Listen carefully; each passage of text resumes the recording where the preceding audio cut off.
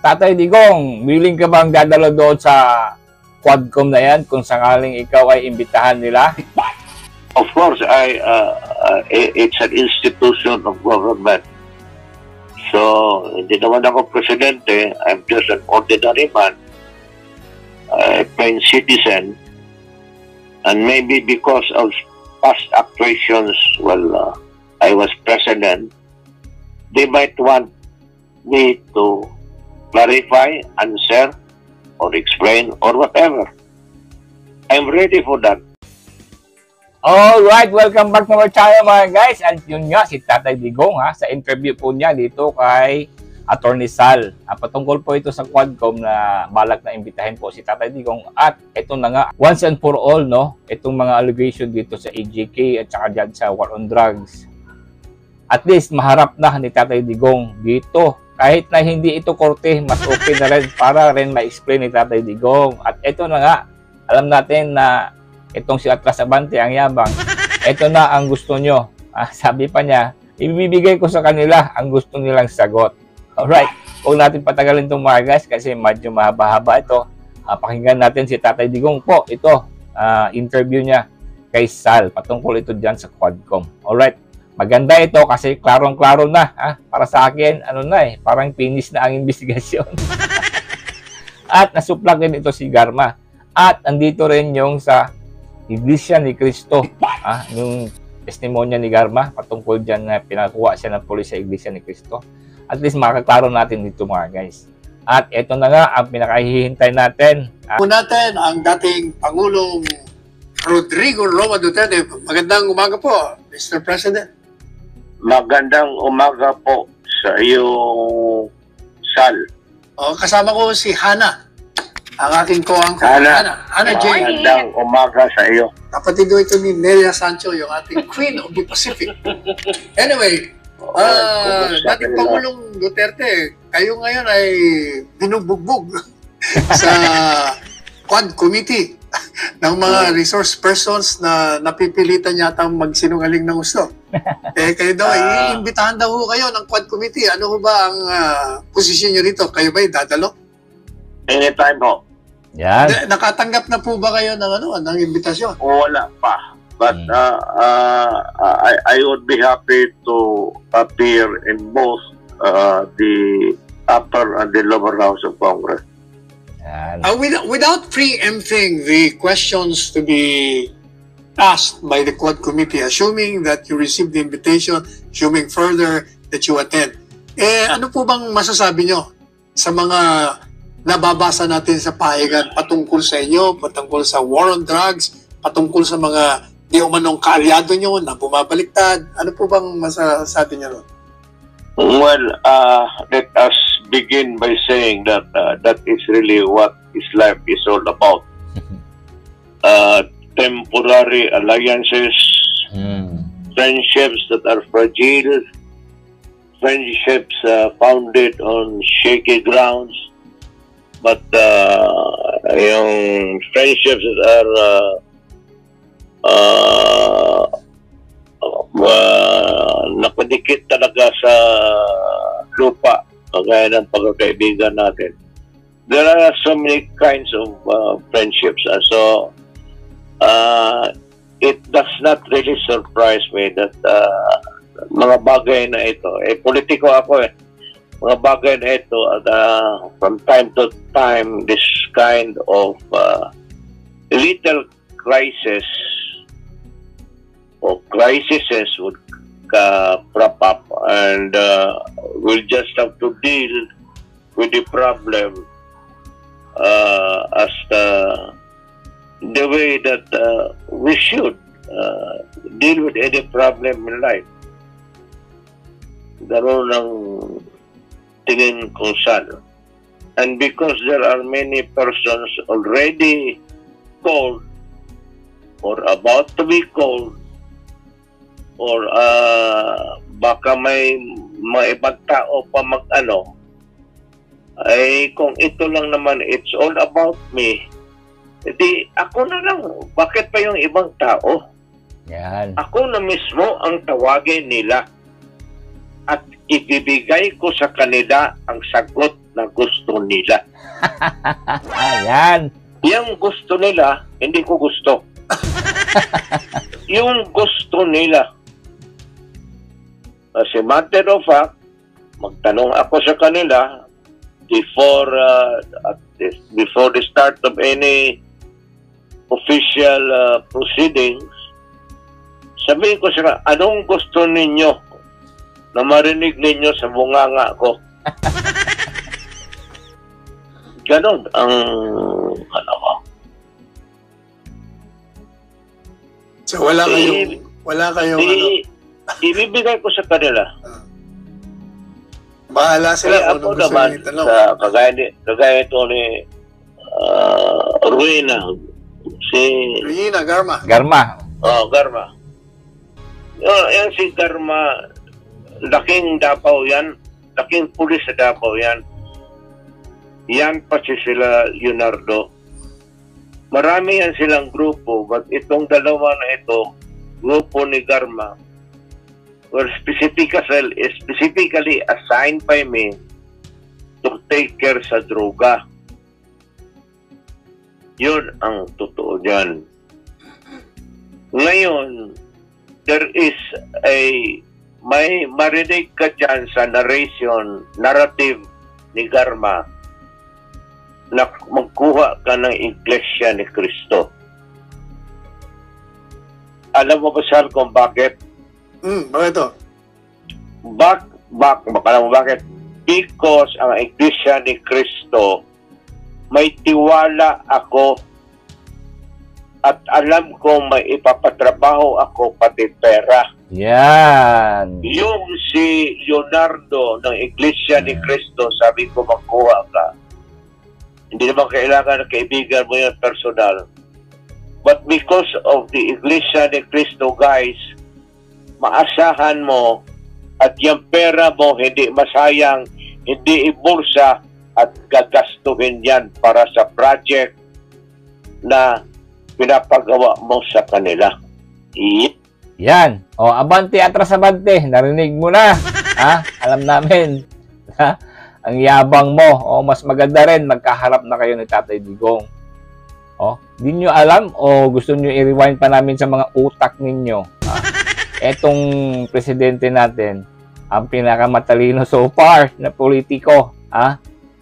Sa Bisaya pa, anad man eh siya sa politika. O, anad siya sa mga kalaban na katulad mo at Rasabante. Gusto nyo palang ganyan, o sige, pupuntahan na kayo ni Tatay Digong. Alam namin na itong sina Barbers, medyo natataratan ng mga hinayupak. Gusto na nga nilang pigilan yun kay Senator Bato na pahayag na magpa-imbestiga siya din doon sa Senado tungkol dyan sa war on drugs. Alaming umiipal na. O si Boy Kilay, nagtagkang harangin na. O haharangin na ni Boy Kilay mga guys ang hearing kung sakaling itutuloy ito ni Senator Bato dyan sa Senado. Yan. Ang totoo.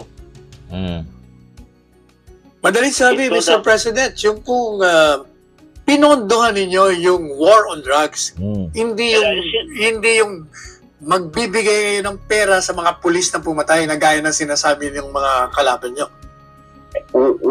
Walang pulis na papasok sa ganun. Walang gagong pulis na papasok ng ganun. Makukulok sila.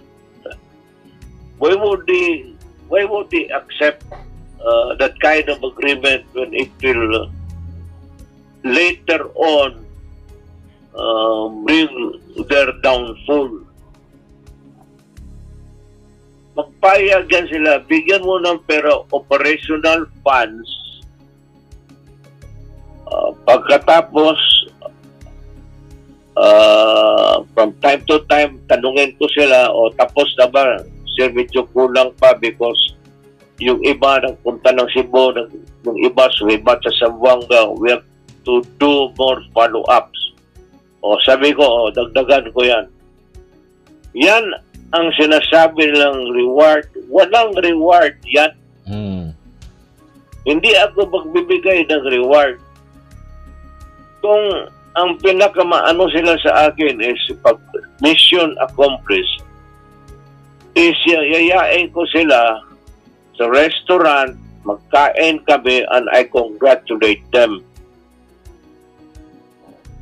In other words, yun ang in other words, Mr. President, yun ang pinaka-reward nila. Giving them recognition of doing their work. At saka, palainom mo yung pulis. Bigyan mo ang dalawang boteng scotch. Kaya yung nakikita natin sa, di ba, pupunta ka man ng buong kayo sa, sa bar ni Bong. Yan, mga pulis na yun man yan sila. Yung mapunta doon na 4-5 manghang. Yun yan sila na maripartida ko sa kanila. Hindi yan ang tatanggap ng pera na iya. Yan lang, sige, hapon kayo doon. Inuman tayo. Now, dating Presidente Duterte, meron nung lumabas ngayon sa social media. Inilalabas nila yung sinabi ninyo, siguro mga ilang linggo pa lang kayo na naging presidente o ilang buwan pa lang, kung saan kino-quote kayo. Ang sabi niya ron, bibigyan nyo ng 3 milyon ang sino mang makahuli o makapatay sa mga drug lords. No. Kino-quote, ano bang, yun ang ginagamit nila na nagpapatunay, kita mo, maalok siya ng 3 milyon para makahuli o ang sabi ko naman, sabi ko, alok yun siguro sa mga tao, hindi sa mga pulis, kasi yung pulis, trabaho nila yun eh. Kung magbigay ka ng impormasyon sa mga yan. Ito, binibigyan ko sila ng operational funds. Pero ito talaga ang order ko sa kanila. Ito na. Nagtuturo ako ng criminal law, pati criminal procedure sa Police Academy dito. Go out and hunt for them. This is a recorded history na ito, pabalik-balik na ito. You can, as a matter of fact, you can replay it and replay it again. Fixture na ito. Hanapin mo at arestuhin ninyo kung saan ninyo. Bring them to me. Pero pagka lumaban at nakita ninyo na ang sarili ninyong buhay ay mapalagay sa alanganin, patayin ninyo kasi ayaw kong makita ang pulis ko na ang mamatay kaysa kriminal. Yan. Atlas Abante, narinig mo? Ipagpalagay natin, ikaw ay pulis. Tapos meron kang arestuhin, tapos babarilin ka. Ano ang self-defense mo? Abante, sumagot ka. Inayupak ka. Maganda kayo dito. Dadalo si Tatay Digong. Yan talaga ang order ko. Maski sa Maynila ako mag-lecture noon o dito. Totoo naman maski saan. Ganun talaga. Patayan talaga yan. Yan ang order ko. Pag lumaban at alanganin ang buhay mo, patayin mo na. Yun. Ang hirap kasi sa narration ngayon, ito lang na itong mga tambalustos ng mga bangag. Yung ibig nila sabihin, maraming namamatay dahil dyan. Siyempre, lumalaban itong mga kriminal, meron itong mga armas, meron itong mga pera. Ayaw nilang ipapalit ang buhay nilang, lifestyle nilang ganyan, na para silang mga gangster, meron silang mga goons. Ngayon, lalaban yan. Siyempre, magkapatayan. Kaya nga sabi ni Duterte, alam na alam niya before pa siya naging presidente. Huwag niyo akong i-elect kasi it will be bloody. Alam niya, it will be bloody kasi lalaban tong mga to. Sobrang dami to, parang narco-state na nga eh. Tama yung kay Richard Gomez. So, palpal itong mga tulongges. Former President Duterte, hindi ho mapapasinungalingan nang yung digmaan sa illegal na droga ay naging matagumpay. Nagkaroon ng kapayapaan sa panahon ninyo. Ngayon po ba na nawala kayo sa Panguluhan, ano po bang naririnig nyo? Anong feedback nyo sa ginawa ninyong digmaan sa droga? Yun ba'y nanatili na naging mapayapa tayo o iba ang naririnig nyo ngayon? Magandang tanong to. Ang problema dyan, because if I will answer the question, it would be self-serving. Dapat. I would rather na yung buong bansa, mga tao, let the people make the proper decision. Oh, para sa akin ha, yung sinabi ni Tatay Digong, sa amin tumino, naubos yung mga adik na wala ito sa lansangan. Tanong ko ngayon sa inyo, sa mga nanonood dyan, kayo mga lulilista, aminin nyo man sa o hindi, ano ang nangyari doon time ni Tatay Digong? Naging masama ba ang paligid ninyo? O kayo, meron kayong sagot niyan. Di ba?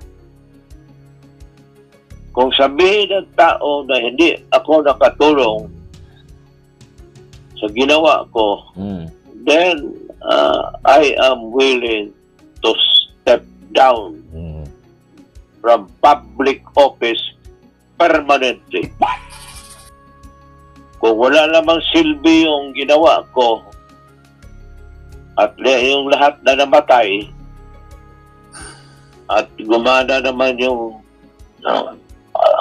there was a time na maski saan ka magpunta dito sa Pilipinas, wala namang magagalaw sa iyo.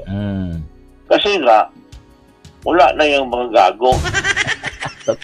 Pero hindi ko sinasabi na siya ako pinatay. Kung sabi ko nga sa mga sundalo, give them the chance to fight. Yan.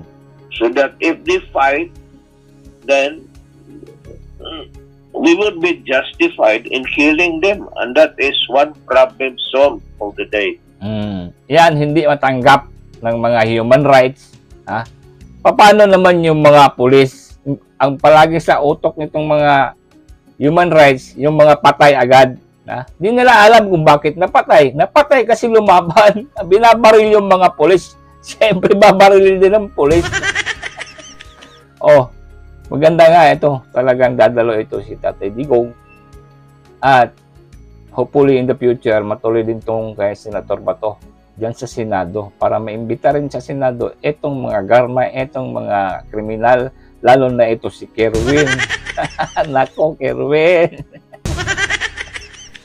Maghalap kayo ni Bato. Itong mga witness, puro mga kriminal. Drug lord, mga inayupat. Totoo yan. So, Mr. President, inaasahan namin as soon as you receive the invitation, you will respond to it positively, and you will be attending the Congressional Committee hearing. Of course, it's an institution of government.